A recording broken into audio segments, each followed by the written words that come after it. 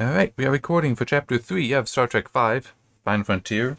Um, the writing's fine, but there's a lot of issues with this chapter. Yeah, a lot of them are technical issues. With just like things that don't make sense with. Some of it doesn't make sense with what's in the original series. Some of it doesn't make sense with what has been written in prior novelizations. Excuse me. Now, I'll grant, it's a different author. It's like, kind of got spoiled. The past three were all written by the same author, Vonda McIntyre. And now we've got J.M. Dillard. Yeah. But still is feel, especially for these novelizations, because man, Vonda added so much. You need to read those. Like if you get a job like this, you gotta read the predecessor. It doesn't matter that, oh, but it's a film novelization, be true to the film. It's like, you also need to read what was set up before. Because even if they are a lesser canon, trying to maintain consistency there would be good. Because there are going to be people that might just read the books even before getting to the movie. In fact, sometimes, my understanding is some novelizations, not necessarily for Star Trek, not necessarily any of these, but sometimes the novelization came out first.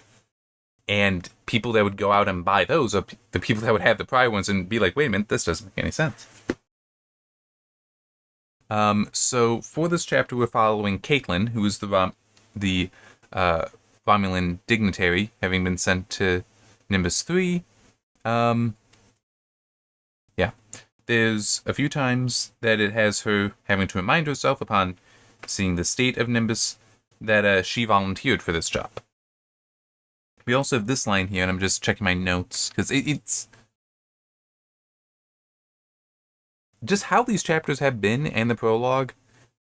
I could probably merge the notes together pretty easily, so I should reference them. Okay, yeah. Now is not the time for illusions of superiority. You volunteered.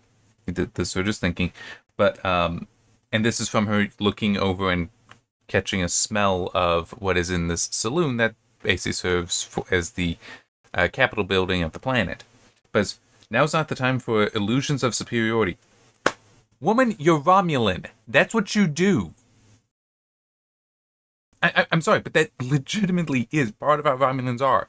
They believe themselves superior all the time. Like, they are more racist than Vulcans, okay? So, yeah, you're not dropping that. You need to carry that at all times, or you're not really going to be a good delegate for them. I mean, it just... No. And then we also get some backstory here that it contradicts what we got for Savik's backstory, because remember, she's half Romulan, that we got in Wrath of Khan, contradicts also the original series. So, yeah, and this is quite a problem. She was Romulan, though her given name was due to the unfortunate fact that her grandfather, Liam James O'Malley, was human. Caitlin had thus far spent her entire life trying to make amends for her ancestry. As soon as she was old enough, she had applied to the diplomatic service, making it immediately clear to the admissions board that she knew herself to be an exceptionally qualified candidate, and that if she was turned down, she would not hesitate to take legal action.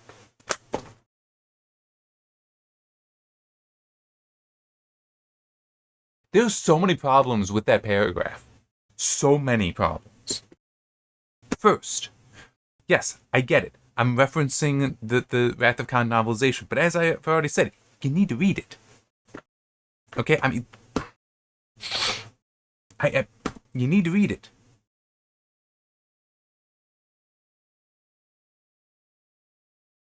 If she had in her ancestry a human, based on what we got from Book Savik's history, which would also be Savik's history, because I mean, we don't really get it explained in the movies, but Vonda, I mean, what she wrote, it makes perfect sense for that kid. Anyway.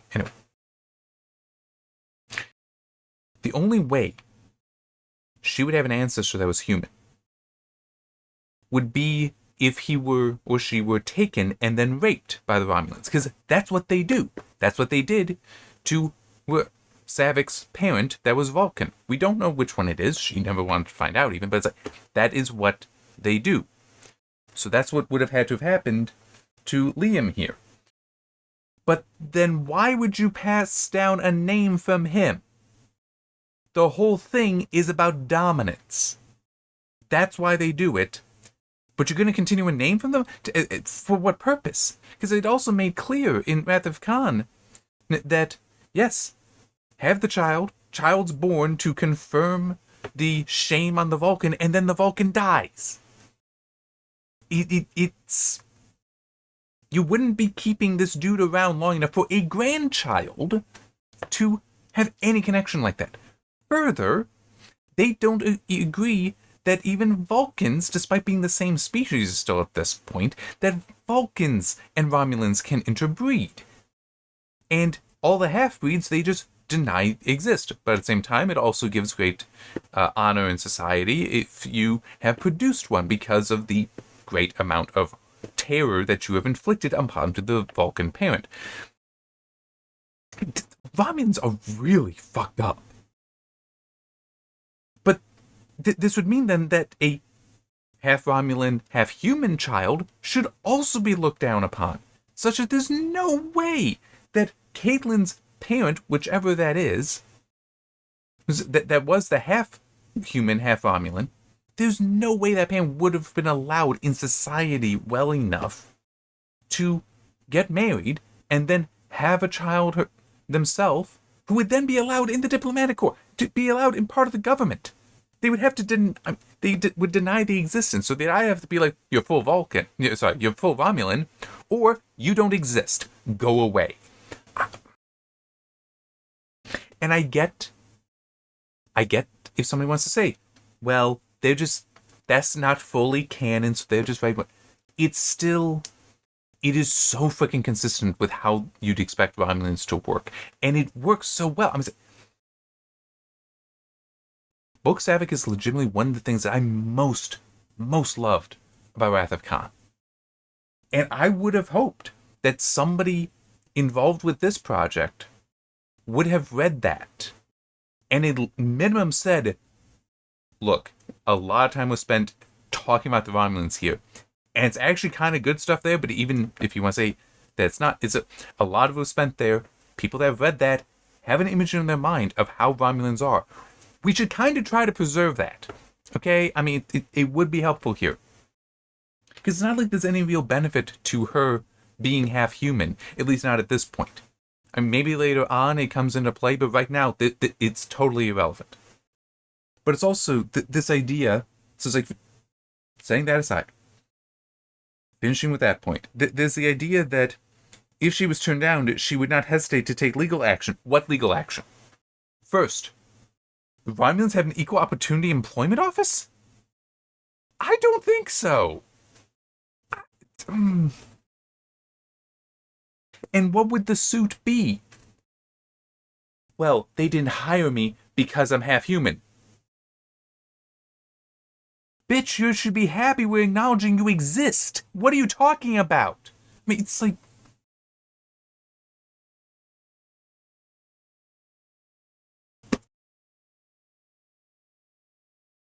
I could believe the Klingons wouldn't be as racist towards a half-breed.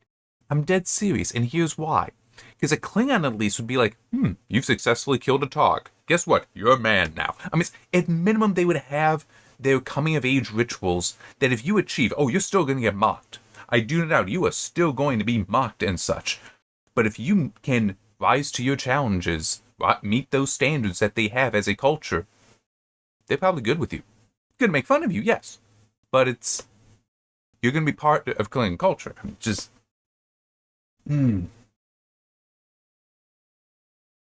It's just so...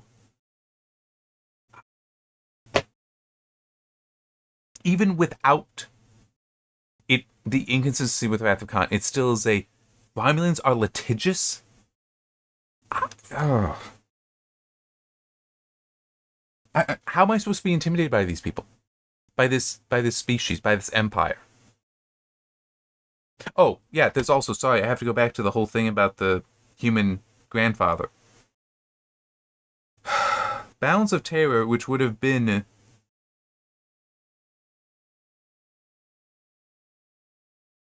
15 years? 16 years? Something like that.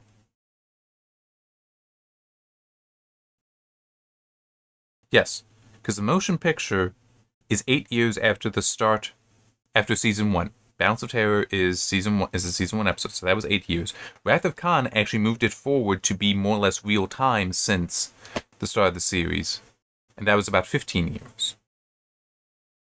So we're looking at 15, 16 years ago is when the Federation finally got first view of Romulans.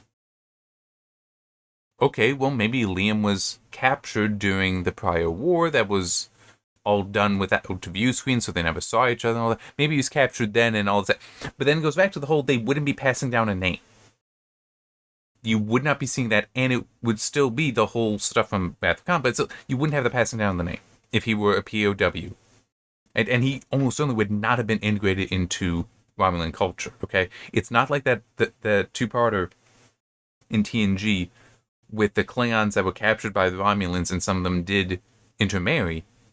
It's not like that, because that was also an completely isolated prison planet, essentially, where the Romulan government forgot about it, and so it would be just the behavior of the Romulans and Klingons on that planet that determine what happens. That's completely different. That's isolated. This is not.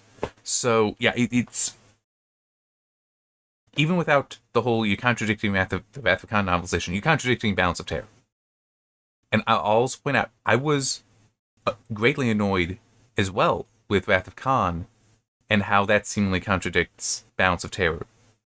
That it was also Spock was not aware. There was a suspicion, but was not aware that Romulans look like Vulcans. Especially like his dad. But Mark Leonard first played a Romulan, and then he later played Sarek, Spock's father, and then he later played a Klingon, actually, in the motion picture. He's one of the Klingon captains. Yeah, anyway, the way it was later described in Wrath of Khan, maybe also search for Spock a little bit, because we get some more backstory on Sarek there, or rather Romulans there. Make it more possible for Romulans to have abducted Vulcans previously, and because they just captured them and never let them leave, that's like, well, yeah, the knowledge of what the Romulans looked like never got back to the Federation. So it's like, that was reasonable, at least. This does not make sense. This is not reasonable with what Balance of Terror tells us. Okay.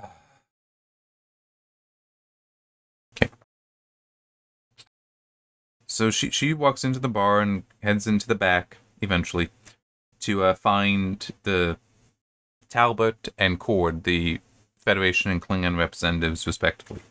Gentlemen, I'm Caitlin Dar. Sorry, spit a little bit on it, accidentally. Well, the human. Well.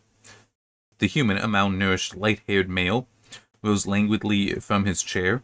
The act seemed to tire him a good deal. He's ill, Caitlin thought at first, till she saw that his tankard of ale was almost empty. Any human who could finish off that much Romulan ale, she'd later seen that appeared to be the case, was almost empty. Any human who could finish off that much Romulan ale and retain enough motor coordination to get out of his chair had to be an alcoholic. She had heard of the phenomenon, and on rare occasions actually seen an individual who suffered from it. I also have some problems there. Let me start with the alcohol one at the end. I'm not an alcoholic. I, in fact, choose not to drink alcohol. Just don't care for it. I get how an alcoholic would have an increased tolerance, potentially. Such a Romulan ale is supposed to be a very strong intoxicant, but couldn't just be that he's used to it. I mean, it just seems odd that we're going straight into he's an alcoholic. Could be other explanations. But no, mainly the reason why I wanted to highlight this was a malnourished, light-haired male, a human male. And it's like, no, This is that why I put this comment, or was it late? No, it was later that I have in the in my notes about it being thready, which is a meaning that we're getting threads here that are weak. They don't really make sense. It's just what the author wants as opposed to what makes sense. I get the whole Nimbus is a failed experiment, failed diplomatic experiment. I get that. I'm fine with that. But the thing is, you still make sure that your presence there is a show of strength. So Cord, even though now he's quite fat, which technically that is a show of strength on its own. But how he has all these medals there, yeah, you actually would want an older general to potentially be a delegate there, and you would even tell him, you wear your medals all the time. You are always appearing with strength. He's fat and his gut is even hanging out a little bit, so that's not so good, but still, you always wear the medals. The idea of the human being malnourished makes no sense, because the Federation should be absolutely ensuring he is potentially one of the best fed people on the planet. It would also make sense that he could even have a small estate there, and everyone who works there you'd make sure is well fed, because that's a very powerful statement to make. That, see, our guys, we take care of them, and we are able to feed them. Despite this being a barren rock at this point, we still make sure they get all the food they need. That is exactly what you do, because it's a show of strength, and that is part of diplomacy. Right? But both the, hey, we're sitting at a table talking, and the, we're not sitting at tables, we're not talking. Like the whole, I'm not even sure how many checkpoints there are between the North and South Korea along that border there. But they make sure that the guards that are actually just, all they do all day is stand next to doors on opposite sides of the border staring at each other. That's all they do. They make sure that those are the biggest dudes they got. And part of that is you making sure they're well fed, because this is one thing that is very true. You can actually see this in some first generation children of immigrants in the West and in America, is that food does determine how tall, how large you will be. So you can actually see, well, you may see a family where it's like the parents are very short, but then their children are much larger. And it's like, oh, it might be that the parents emigrated and they had already grown, so they didn't have the benefit of how much food we have in America, but their children did enjoy that. And so even though the genetics, I mean, you might look at short people and think, genetically they're going to be short. No, genetically they're not necessarily going to be short. Once you are feeding them, once they're well fed, they're nice and big. So it's like the idea of letting your delegate be malnourished here, and it's like that North and South Korea border thing. These are people being seen by your adversary. You're making sure they're well fed. Like, these are the people you need to make sure are well fed and look good and look imposing and are good at their job. Alright, what's... Okay, so we have another thing here that it is stupid. It doesn't make sense. Not in the way they're presenting it here. And it also contradicts technically what we have with Search for Spock. Because she comes in there, Talbot is talking with her. Cord at one point just belches. And I expect that's Klingon for hello. Talbot explains he doesn't actually speak English, which is odd because he should be referring to standard, not English. But based on Voyage Home, English is, well, standard is English, regardless. This is her thinking. It was typical of the Klingon government to send a delegate who was unprepared to converse in a common tongue with the other diplomats. Fluency in English was not a necessity, but it was a courtesy. It's like, Klingons aren't that stupid. Maltz knew standard. Why did he know it? It's good to know the ways of your enemy. Cord would know English. The Klingon Empire would never allow somebody unprepared to be there. That is not their way. They're not stupid. And it's also, I'm saying, of course Cord is going to know how to talk. He just might be choosing not to, so it's like you're talking around him as though he's not going to understand what you're saying, but no, he knows it all. And he does accidentally give it away because Is it that next highlight? Not quite. Okay. She, by the way, is an idiot. I'll get to that, but I want to get to this point first. Because her saying, I'm here to open discussions for a solution to these problems. Mr. Talbot, why don't? And then Cord says something in Klingon. Talbot knows Klingon, so translates. And she insists that, tell me his exact words. Don't lie to me. Like, previously he had done this, and she knew that he modified things, huh? Talbot seemed to shrink in his chair. His expression became miserable. He said, his voice was so faint that she had to lean very close to hear. He said that the only thing he'd like you to open is your blouse. He's heard Romulan women are different. He looked away, too embarrassed to meet her eyes. No. No. That is not how you... Look, I've had to mention it previously. I'm not really that prudish, but there is some stuff where it's like, let's not go there, we don't need to go there. But still, this line where it's like, okay, she's insisting, and by this point, I'd already figured out, she's obviously not going to do this, right? So, fine. I know that's not going to be the issue here. I'm pushing her on this, though. Especially based on some of the previous stuff, that she is naive. She is not Romulan. Anyway. But it'd be more like, alright. He said that the only thing he'd like you to open is your blouse. So, he's heard Romulan women are different. Something like that. Or I didn't really get the inflection very well. But no, he would say it almost aggressively. Not actually aggressively, but he would be... Like, he would actually... I have to... I'm not memorizing it, but... He said that the only thing he'd like you to open is your blouse. He's heard Romulan women are different. Like, he would be doing that. He would be approaching her, I feel, is best. Because he should be trying to provoke her here. Because he needs to know, what is your reaction going to be here? Are you going to laugh this off? Are you going to throw something back at him? Are you going to, just be an equal here? We accept that kind of joke and move with it. All right? Just, everything in here is equal. We're working together. Or... are you going to be offended by it? Because in this situation, I would want to know. Because it's like, if you're going to be offended by it, then it's like, go home, little girl. You're not going to be able to help us here. You're not going to be able to achieve anything here.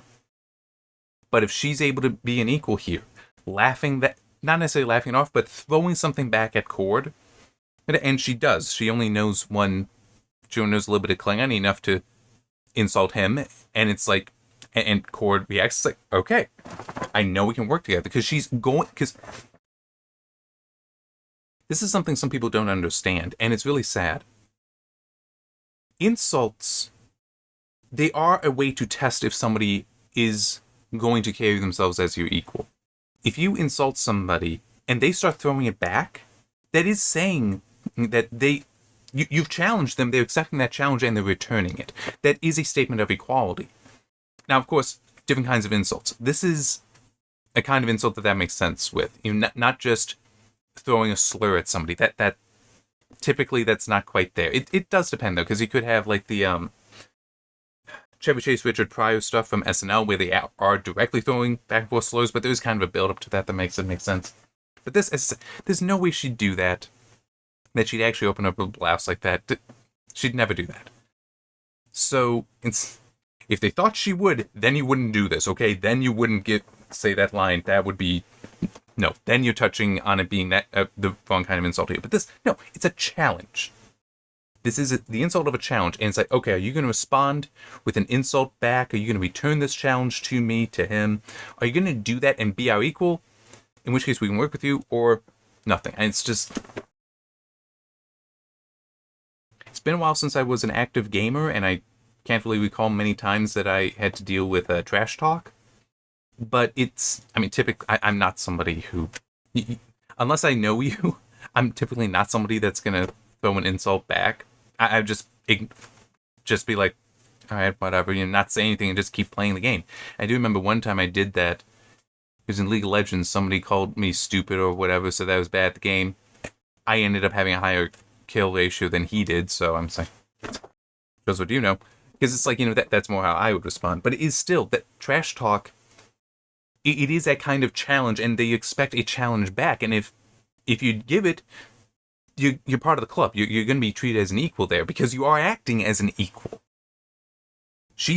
So she does technically act by an equal here. So there is that, but it's still, he is not presenting himself. He's not saying it in a way to be a challenge, to express a test here. And just, that's very disappointing because he's supposed to be a diplomat. He's supposed to be a delegate, and he can't even do this kind of gameplay with others that are supposed to be like, I mean, it's.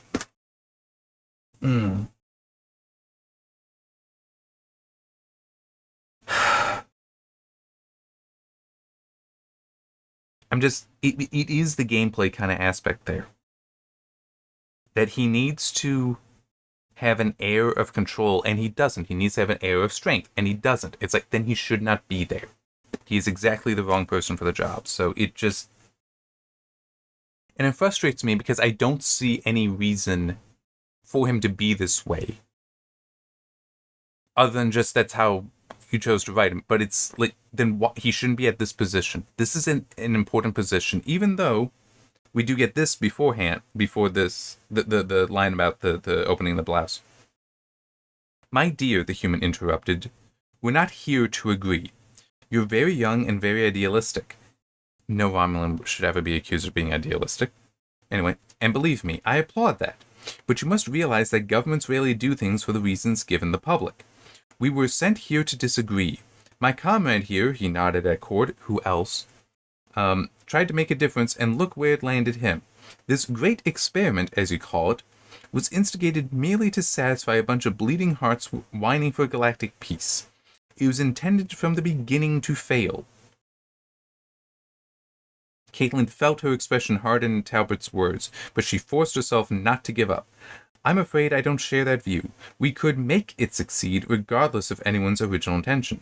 But Talbot shrugged her words off. There, you see, he smiled as if pleased. We're disagreeing already. As I said, an idealistic Romulan doesn't exist. Well, I can't disagree with the idea that governments rarely do things for the reasons given the public. Not just those reasons. There's probably always another reason. Yeah, the great experiment, as you call it, was instigated merely to satisfy a bunch of bleeding hearts whining for galactic peace. It was intended from the beginning to fail. See, that was instigated that way. Well, no, even that I'm going to reject. Because you're not going to have bleeding hearts between the Romulans, the Klingons, and the Federation. You're not going to have a common group of them. I mean, no. Yeah, that really doesn't make any sense. It's like the Romulans and the Klingons would only allow this kind of thing if it's like they're starting to weaken. We should press this advantage. That's the only reason they would do this. They wouldn't have bleeding hearts in that way. That's not their culture. And the whole idea, it was intended from the beginning to fail. Well, no, not really. That would be a bureaucratic nightmare that it would not succeed. That I can agree with. But to fail, that's different. It's kind of like the whole recommend, fail to recommend, recommend against thing. There's three things there. There's success, there's failure, and then there's failure to succeed in the middle, which is different.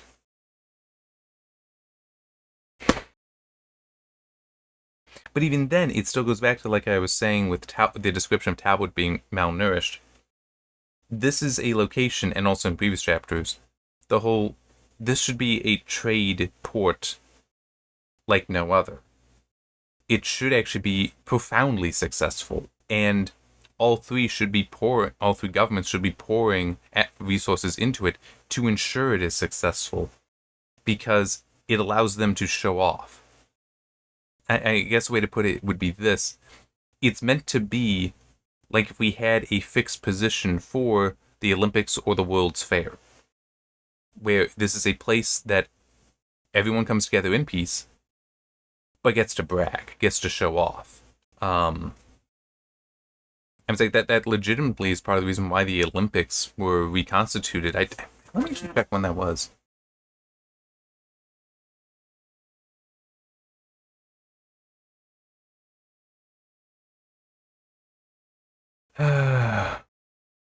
Oh, 1896. Okay. I would have thought it might have been newer, but still, that that still could have been started at a time to help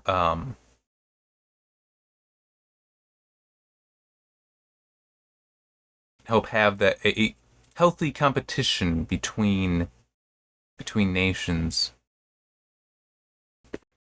The World's Fair also, well, the World's Fair was all, it was about getting the world together to show off things, which again, that is a competition there, but again, in a healthy way. Which it's been a while since we've had a World's Fair. I think World's Fairs should come back. That would be neat. That would be neat. But if you need a visual example of what they kind of were, Iron Man 2, the Stark Expo, is kind of a World's Fair ripoff. World's Fairs did not last for 1 year, but yeah. But it is also... I'm just trying to remember, what there are some places that still exist. Every host, and this is part of also the issue with how they describe Nimbus 3. We don't do it so much now with the Olympics. We used to. But when hosting the Olympics, when hosting the World's Fair, the host nation would build elaborate locations for this, and we still use some. At least, I'm pretty sure is it in LA, the Coliseum? That was built for an Olympics. There are parks. I feel like I think it might have been plowed over, but I think there was a park we built in Chicago for the World's Fair. And just, I mean, these were meant to show off the greatness of the host as well. So by showing off what we could build, the artistry, but both as far as the appearance when you go there, but also the fact that we would have such artisans to do this. Yeah, doing stuff like that there to show off. Also kind of like how with China, when they had, I don't remember which Olympics it was, but they actually induced rain nearby because you can see clouds to cause rain, but the rain falling will actually clear out a lot of the chemicals and soot and such in the air, basically clear out the smog. And they did that so that it would look better, because China is very polluted a lot of the time. What was it that happened? Because LA has all that smog as well. What was it that... There was some, like, freak storm that happened in the past year or two. I don't remember exactly when. And it did actually clear out a lot of the smog. Anyway, but yeah, we do things and that's also why there is that competition to try to host the Olympics. Like which city's going to host it, because I mean it is a huge amount of money you may end up investing there, but you want to be able to show off. Same thing with like a Super Bowls or not so much World Series, because that's typically held at your home stadium. It just goes back and forth. But the Super Bowl, that is, you may see a place that will just build up a large facility there so they could potentially then get the Super Bowl. Yeah, I'm just trying to think what else I can really mention there, but I am also trying to see.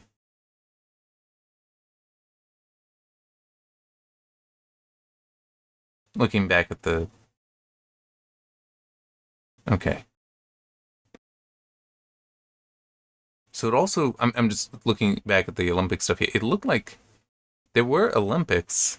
They just went the modern Olympics as we know it for quite a while before that. But it still was. The Olympics were very much used as a way to show national pride, show off national capability, but in a peaceful environment. But it also, man, like, yeah, that was Jesse Owens, wasn't it? That Adolf Hitler had to... Well, no, I think he refused to. But it's like, having a African-American win gold in the the Olympics in Germany prior to World War II. That was just extra special. But yeah, it's Nimbus should be nearly a paradise because of how much all three governments would be pouring in. This is nonsense. He should be better. Talbot should be as fat as Cord, and she should not be this fool who's basically thinking that we can make something of this, and that if we decide to do this, that's what will happen. It's like, what are you smoking?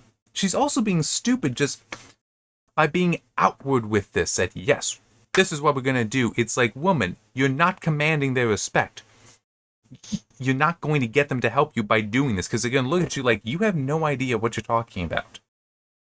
So we're going to go back to our conversation and our drinks. You can just be over there. I mean, she's not good at her job.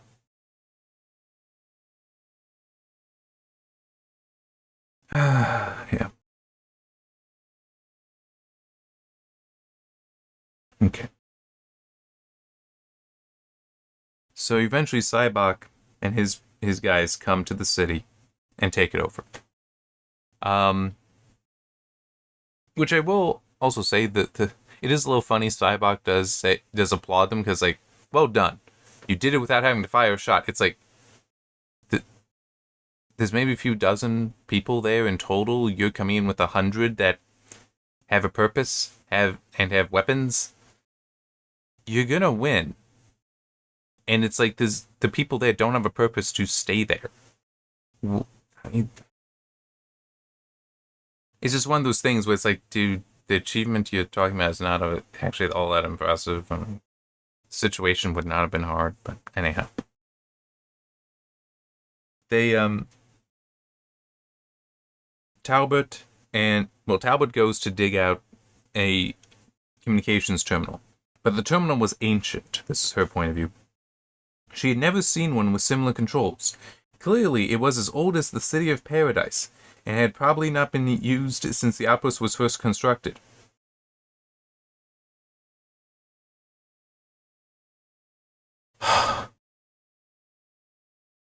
The world of galactic peace. This thing that should be of huge interest to all three governments, at least to make sure it always looks good. All right? I mean, this is the whole, oh, there's some famous person coming to visit. We're going to make sure we clean up all the trash along the streets that we allow them to walk on, and everywhere else can be filthy. But it's like, this is that kind of place. This is the street you keep clean. And it's like, oh, this terminal, it's not functional. It's like, no, you're going to be needing constant communication. What the hell are you talking about? That is functional. It needs to be. I think in the movie, it makes a little bit more sense because in that, it's not as clear here, but in that, it seemed more an emergency thing that was hidden. So, well, it was hidden. So, yeah, it makes sense that might not be in the best of condition. But this was just like, now you just went and pulled a cover off. It pulled a... Let me see if I can find it. Yeah, yanked a dusty cover from a communications terminal. So that just implies it's not been used, not that it was hidden, just that it's not been used. But there's also the whole the terminal was ancient. She'd never seen something with similar controls and probably not been used since the city was constructed. It was mentioned earlier that this is only about 20 years. That let me see if I can find it. That this great experiment of Nimbus 3 was only about 20 years ago. Oh, yeah, I almost forgot. Cord does speak English, and she calls it. It's like, duh. But anyway, where do we get the 20 years? It was in this chapter even a mention of it only being 20 years. I don't know if I'm gonna be able to spot it as I'm just scanning through here. Oh, wait, no, maybe.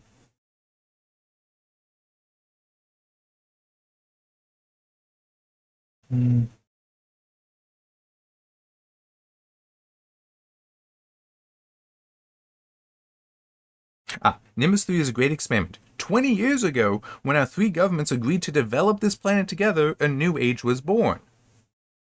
So Paradise City, which is in theory the acting capital here, you expect to be only about 20 years old, because it's also, all three had a claim to it, which would imply that it wasn't already settled. So they had to have come to that agreement and then settled the planet. So that's 20 years ago. And she's talking about it being ancient.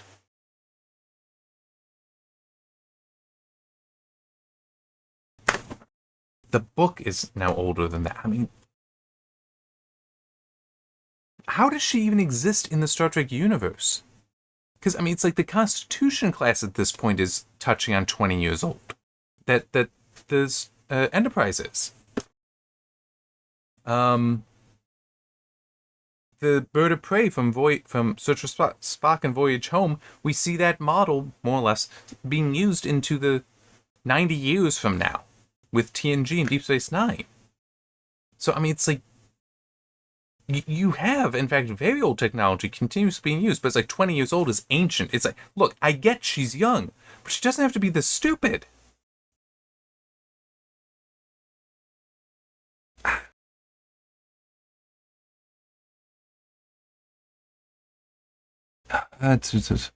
Yeah, and also the whole thing about it should be reliable. They should be able to communicate, because if they're using this as more or less where they work out of, it's their office, this saloon, that's going to be functional. It needs to be. And this is where I put in the comment about it feels like we're in thready territory, which, to explain that, I know I mentioned it earlier, but I didn't really say it, didn't really get into it. It's thready in this situation is not like, oh, plot threads. No, it's not quite that. It's that it feels like it is, the story thus far is just a thread, as in something flimsy and fragile that can be easily pulled apart, easily broken, and it doesn't have weight to it. It doesn't have, not rigidity, let's go with robustness to it, in that it's like if you take a rope, that's not necessarily very fluid. It's not very plastic. It can be hard to even bend it that much. And that's what you want for a story, believe it or not. Because each thread that comprises the rope should be the technical details, which is what I've mainly been going at here, but also the character motivations. And they should all weave together in such a way that it keeps it all consistent, so that the rope cannot bend much, because when you start bending it too much, then motivations and technical details don't align anymore and start breaking out. That's bad. You don't want to bend it like that. But when it's just a thread, then it's, you can do whatever you want to it, including tying it in a knot. And, you know, I mean, it's like, then what? I mean, it's, none of the stuff necessarily makes sense anymore. You can easily break it. I mean, just, I'm not happy here.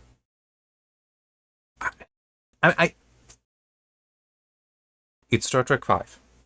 Not supposed to expect it to be good. Fair enough. But it's still, it could have been. I mean, it's still, you can do stuff better. You cannot make these stupid mistakes. We'd have it being, instead of the communications terminal is just so ancient that it's not working, or that it's so ancient it's not reliable, so it could be they cut the power. It could be, Talbot is not malnourished, that he does have a strength, and also describes he shakes her hand and it's a weak, limp handshake. I mean, it's just like, he should be an impressive man, just because of what his assignment is. I mean, none of it makes sense. It doesn't align with what would be the real motivations of what's going on here. Of the different forces involved. It doesn't make sense. It truly doesn't. It pisses me off, because it can be better. And I'm also just thinking.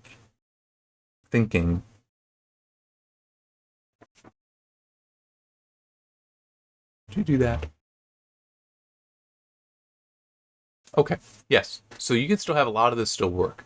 Paradise City be an actual paradise, where it's basically, this is where they have irrigation, advanced water reclamation systems and such, so that, let's say it is in fact just a circle that has a Klingon zone, Federation zone, Romulan zone, and then in the center is a common zone, okay? A core that's like that, but the whole outer ring is green, essentially. And it is considered safe and secure.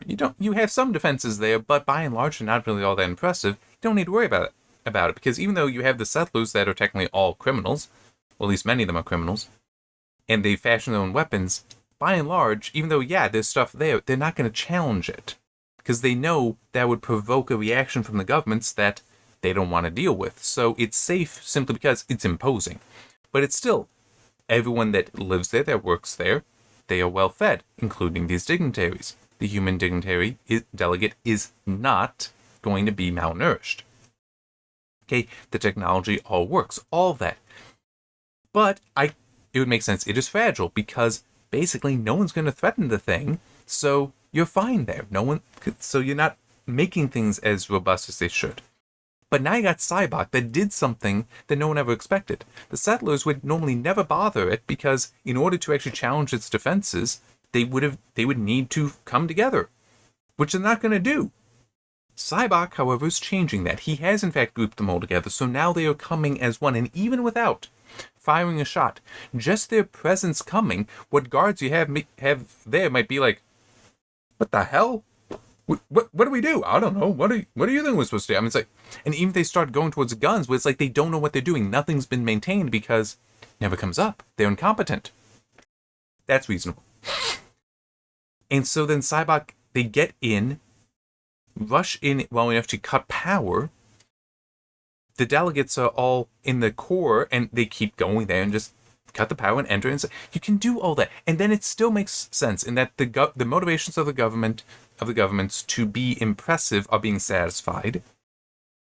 They're being satisfied. Cybok can still take control, even though it seems like, well, how can you possibly challenge it? Well, no one has challenged it before. That's why it worked.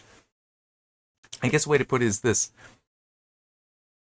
It may appear as a castle, but it's actually just a palace. A castle is a defensive structure. A palace is not. And he could just challenge it and find that, oh, it is a palace, I can walk right in, kind of thing. You can do that. It's all reasonable. But instead, we get this. Here's one last highlight. Because Caitlin sees that Cybok is Vulcan. Renegade Vulcans were extremely rare, but they did exist. More than one of them had abandoned the Federation for the Romulan Empire. Teray, Cybok's mother, should have been one of those. Okay, and looking at this next, at chapter 4 here, Uhura tucked the food packet inconspicuously under one arm, so it's the whole she's bringing dinner to Scotty. So, that whole thing, that looks like that's what's in the next chapter, but man,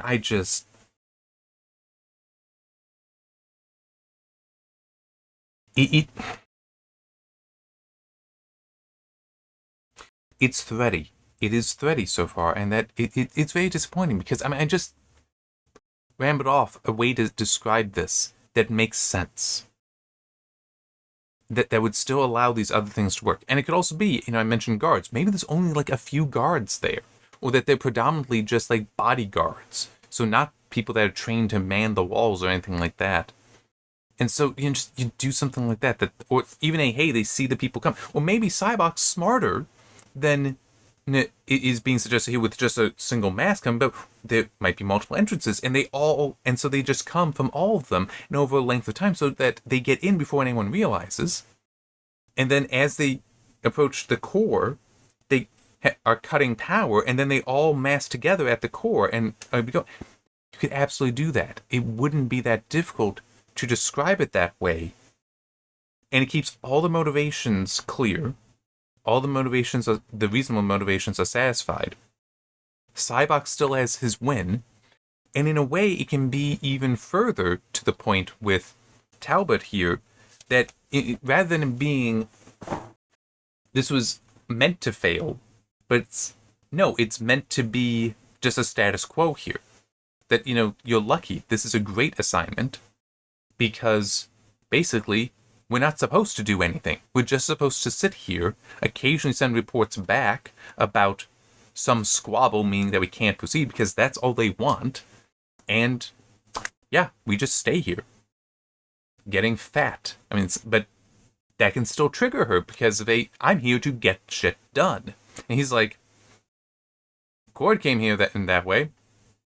Doesn't work. So you could still do that. You'd still have all those same elements there. But instead, and then also the line from Cord about wanting her to open her blouse. That could also be like maybe he's known to have prostitutes visit him, and that he's just making a joke on that. And also that's another thing I don't remember. I think I did put in my notes. She should have histories on both of them. They should also have histories on her. Just because you get a new delegate, here's the information on them. It's like that should absolutely also be part of it. It just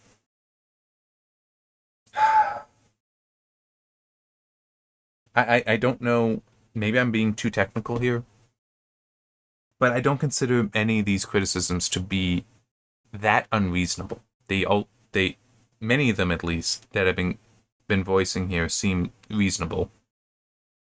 And it's not like what I've been describing would change the end of this chapter, would change what has been set up for what is to come. So, yeah. There's also, I might end up forgetting to keep an eye out for it, but there would better be a reason that Caitlin has the human grandfather. Because if there isn't, then all this inconsistency with how the Romulans are in Balance of Terror and how they are in the Wrath of Khan novelization, and even in the Enterprise incident. Okay, so could you imagine Caitlin, compared to the Romulan commander in that? Oh my god, it's like night and day difference. I mean, yeah, Spock kind of plays her because, well, she was kind of stupid. I think she thought herself more attractive, more seductive than she actually was. Which, I mean, I could see a Romulan making that mistake, but it's like she would actually have been a competent delegate probably here. Caitlin, just